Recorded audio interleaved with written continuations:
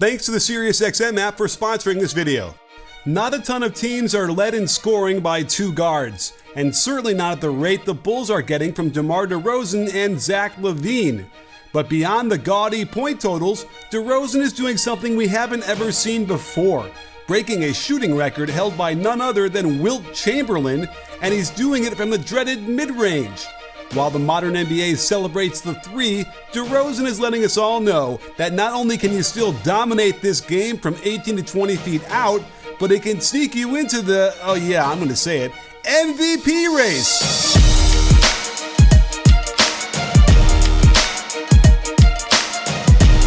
Over the past 8 games, DeRozan has patiently destroyed his defenders to the tune of a ridiculous 38 points on just about 62% field goal shooting. Now, if he was 7-2 and dunking on guys coming off of dump-off passes from a guard, I wouldn't be so surprised, but just look at a random sampling of shots he's hitting during this span. And he's even taking 1.5 threes per game and scorching the nets on those too. So let's examine what he's been doing and how he's gotten the Bulls in first place in the Eastern Conference in a dogfight of a race to the top. First off, let's give his teammates some credit, since when he plays alongside Zach LaVine and Nikola Vucevic, his effective field goal percentage jumped 6 points.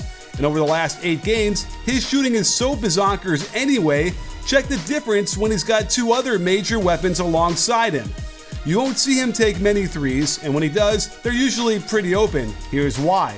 With LaVine working off a Vucevic screen and DeRozan one pass away, watch how the entire defense's focus is on the two-man game. The short roll sucks 2 defenders into the lane, and all DeRozan has to do is lick his thumb, check the wind, and let it fly when he's good and ready. Here's a similar action, but this time, LaVine uses the ball screen to the middle.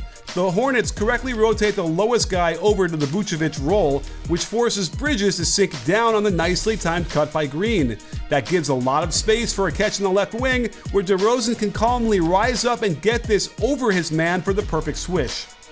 This action is so good, you can bet you'll see a ton of it in the playoffs, as LaVine uses the screen to the outside, and he's so fast it forces the big to pick him up.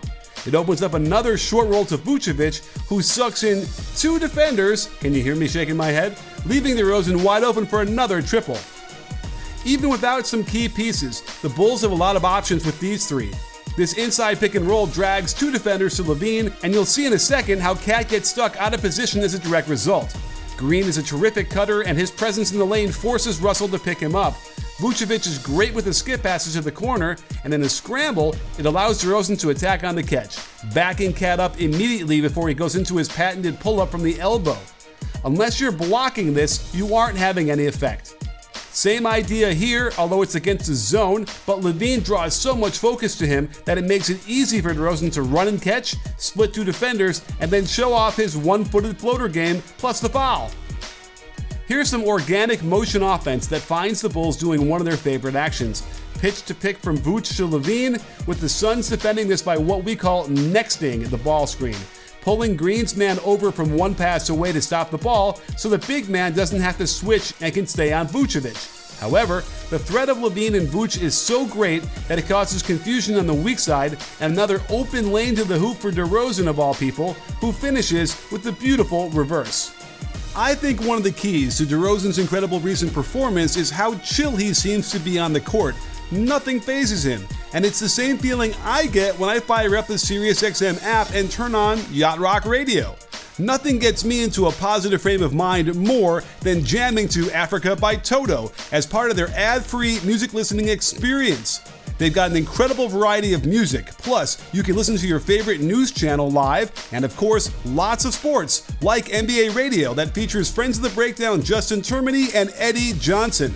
I know when I've got channel 311 on, I'm nailing all my jumpers, and you can too. Using the app is a great way to find new channels, plus you can pause songs and pick them up right where you left off. So find the plan that fits your groove. Go to my special link at SiriusXM.com/BBALLoffer to get your first 3 months free when you sign up, and you'll see why DeRozan grooves off the dribble shots a lot better than catch and shoots.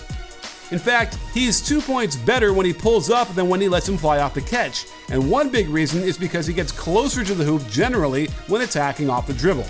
With his over-the-head set point and 2-motion shot, it makes generating proper energy transfer when catching and shooting much more difficult. Because he shoots his off-the-dribble shots within 18 feet from the basket, there is less power needed, so the interruption of the ball flight up when it gets to his set point doesn't sap too much power. But if you really want to know why he's scorching this hot, it's because DeRozan is taking advantage of the system itself. A system designed to give up the very shot that he keeps generating and hitting, the mid-range pull-up out of the pick and roll. We're witnessing a guy playing at his own speed, calmly and with precision, taking what the defense gives him, the elbow jumper off the dribble. I'm sure we all know this shot isn't hard to make. It's the one we've been warming up with every time we play the game in our lives. So it's crazy more players aren't doing it. But there are subtleties that set DeRozan apart. First off is his rejection of the screen. As the screen comes up to let him go right, defenders might brace themselves for a drive in that direction. By rejecting the screen and going to his left, it gives him the slightest bit of daylight, where he gathers pretty low before lifting the shot up over his head, over his defender's contest, and straight in the hoop from an easy 15 feet away. Here's another way to reject the screen, by faking the spin move to the left before jabbing that right foot and exploding back to his right side. The ball screener's man is supposed to contain the drive, but only if DeRozan actually uses the screen. As a result, it's a waltz right down the lane for the layup. Same situation here, as Cat steps up very high to anticipate DeRozan coming around the screen.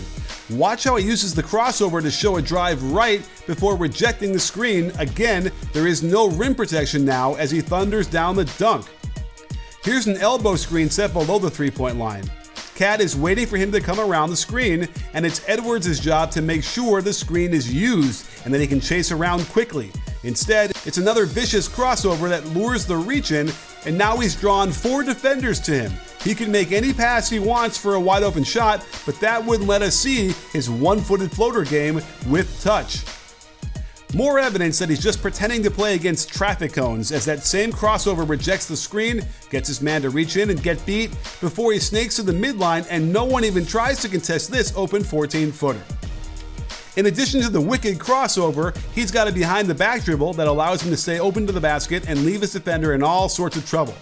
Just watch how Pirtle lets him get right to the spot where he thinks is the worst shot to take, but for DeRozan, it's just past being a layup. Here it is again, and the sudden change in direction with the ball behind him tends to force the defender right into the screen, allowing him to step into a shot most drop defenders love to see, and this is as clean as it gets. There are so many possessions where DeRozan doesn't even need help to get his shot off, and these are where you see his toughest makes. A few years ago, I remember being dubious about all the mid-range shots he was taking, but he's proven that in the regular season at least, he's going to keep on making these middies no matter how incredibly hard they are. But it's also where we get to fully admire his incredible footwork to get these off. He sets his man up with a series of crossover through the leg dribbles, but it's really the gallops he's using that keep the defender backing up and on the defensive. Then there's the gather with the left foot in the ground. He's allowed to plant that right foot, then the left, and jump into the shot. Notice the in-air turn to achieve proper alignment while slide-stepping to his right, and the absolute demoralizer after a fantastic contest of the shot. He does a similar dribbling sequence, but then goes between the legs twice before sidestepping back into the left, which is the key to getting just enough space to get this off against great defense. Let's look at how he uses the spin move to keep the defenders off him a bit. The left foot pivot is the first spin that allows him to jab step his defender back a little. When he drives and gets cut off, he will spin away. The ball is now protected by his body, and he doesn't gather it till here, allowing the left foot to step wide and get outside of his man's foot. That's game over, as his defender would need to block this to get it to miss. Against Atlanta the other night, he was the hero, and we got a little Kobe or Hakeem throwback with this back-to-the-basket move. He can't get by Hunter, so he turns his back and lifts both feet in the air while ending the dribble. Ideally, he'd land with both feet at the same time so he could decide which foot becomes the pivot.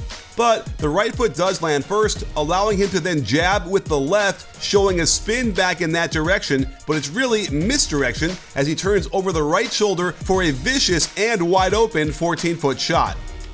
At this point, I hope you're not wondering why he's shooting so efficiently.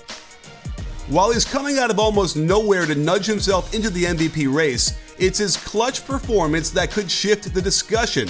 Not only is he shooting a blistering 56% from the field during clutch time, He went back-to-back on game winners this season, including a one-legged three-pointer that had me awarding him the MVP trophy right then and there.